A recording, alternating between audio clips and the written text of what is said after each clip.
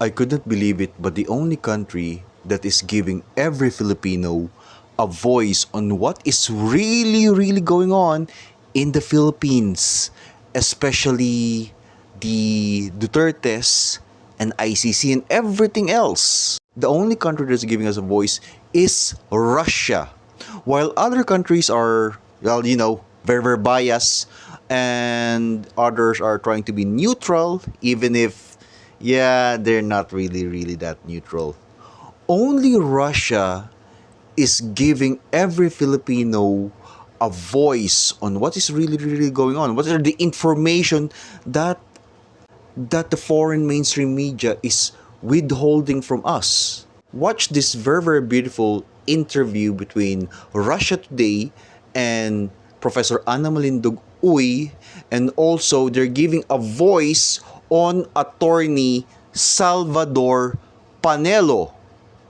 Wow, they're also giving a voice on other Filipinos on what is really going on, and until now only Russia is the only country that is still giving us updates on what is going on in The Hague between the status of PRRD.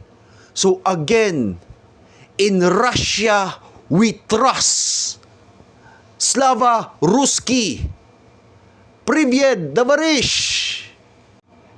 If you face a foreigner or a non-Filipino and you have troubles actually explaining what's really going on between the Philippines and everything else, you could actually go to RT, show them what's really going on, and the rest is like magic. So beautiful.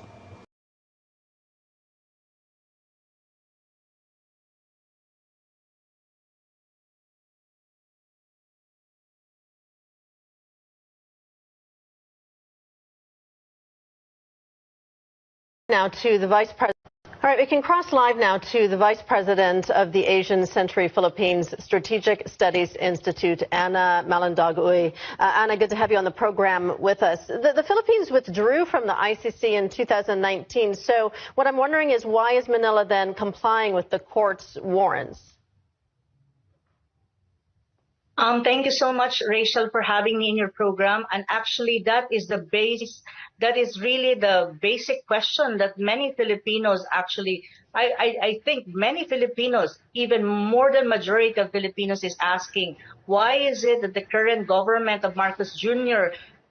had surrendered a former president to the ICC, when in fact the Philippines, as far as we are concerned, is not anymore part of the ICC. So really and substantially speaking, the ICC has no jurisdiction over us, and this is actually being considered by this happening right now, and being our former president being brought to the ICC is actually a blatant assault to our sovereignty as a country. They're interfering in our internal affairs, and one thing that I can tell you, Rachel, our country is not a failed state, and it means that our judiciary, our courts are functioning and very vibrant. And in the ICC, there's such a thing as complementary principle, that the ICC will only to a country if you're a member, if your courts are not functioning anymore. But that is not the case of the Philippines. So basically, this kind of happening is something that is a very sad story for us Filipinos, and I think this is a glaring and a blatant assault to our sovereignty as a country. But even then, the question really also among the minds of Filipinos is, why is it that the Marcos administration has cooperated with the ICC? But of course, this is very much related to domestic politics that is going on in the country. As you can see, politically speaking, there's this ongoing feud between the Marcoses and the Dutertes. And I think the Marcos Jr. administration has weaponized the ICC against the Dutertes. Duterte called the ICC arrest warrant unjustified because he said his war on drugs restored peace to the nation. What do you make of that argument?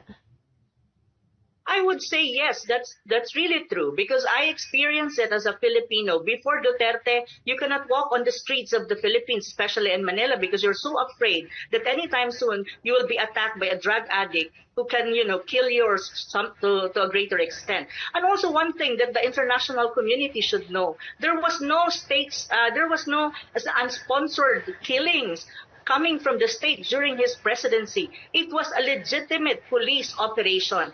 Any country, for that matter, that you want your country to have a peace and order, you want, criminals, drug lords to be driven out of your country, or to put them in prison and to assault them.